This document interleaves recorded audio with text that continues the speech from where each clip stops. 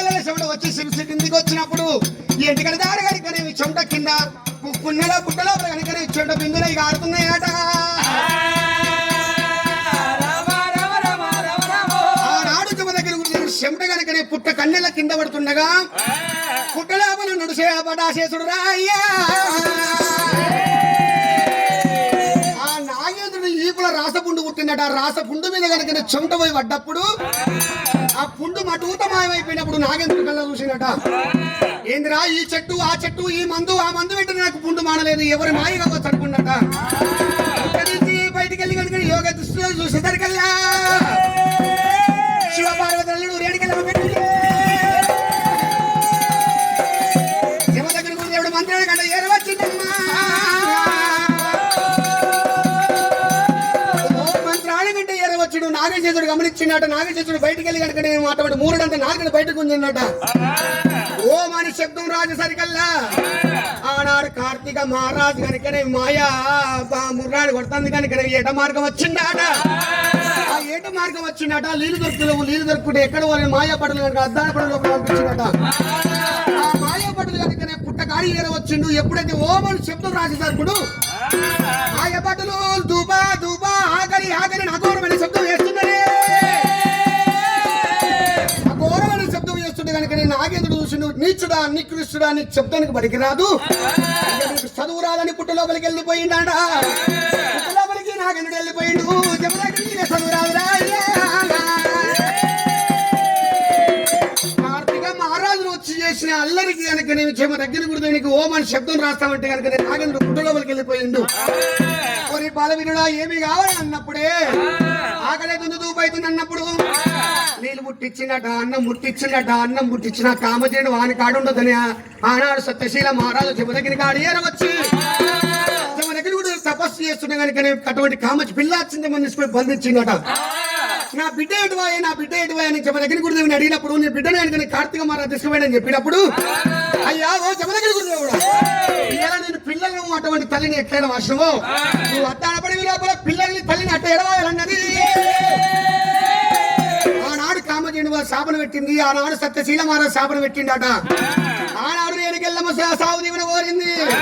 ముగ్గురు దీవెనార్థి ఎప్పుడు కాలేదు, ముగ్గురు దీవెనార్థి మీద ప్రాణము పోయిందరయ్యో. ఆనాడు కామజేను పోయిందట. సత్యశీల మహారాజు దగ్గర పిల్ల చింతమని కనుక ఏడంతల వేడు పెరిగి కొమ్ములు తీసుకోవడానికి కోటని మేటని ఎక్కడి దుమ్ము దుమ్ము దూరి దూరి వేసి పిల్ల చింతమని తీసుకొని పోతుందట. సత్యశీల మహారాజు చూసిండు. ఏ పిల్ల చింతమని నన్ను కాదని కోటతో ఒకటేసి వెళ్ళిపోతున్నావా అని భూచక్ర బాణం బట్టి ఇల్లు మునుకు చేసి చక్ర బాణం ఆనాడు భూచక్ర బాణం కామ జేడల మీద కుదిలినప్పుడు అయ్యో ఈ పాపాదులు చదిలిపోతే నా ప్రాణం పోతే నా ప్రాణం ఇక ఒక్క దరకలనుకొని ఎండుకొండ కైలాసం వెళ్ళిపోయినాట.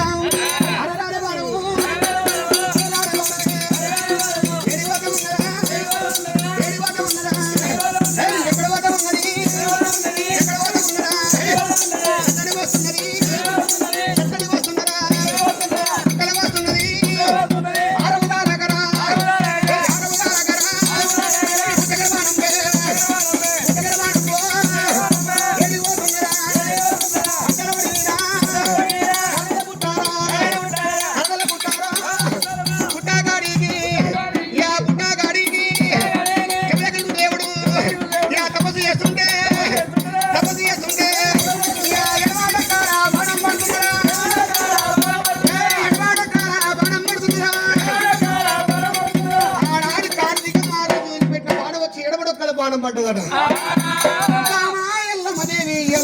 తప్పలేదు బామ పాలు వారి చేత నా ప్రాణం వెళ్ళిపోతుంది సచ్చాన పోలేదు ఎమ్మన్నాడు.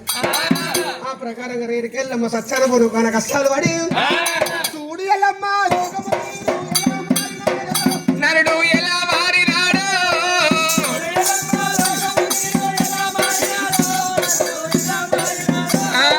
చూడు ఎల్లమ్మ లోకము తీరు ఎలా మారినాడు నరుడు ఎలా మారినాడు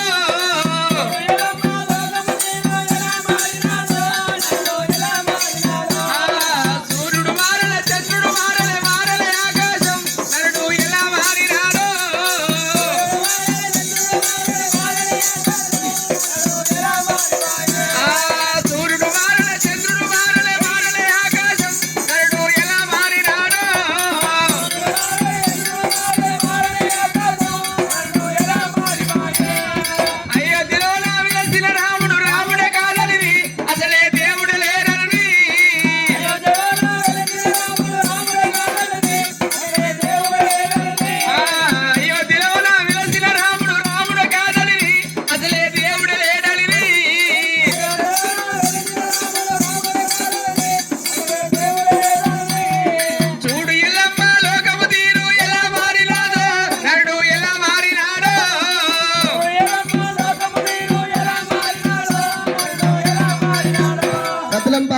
కాయల కోటే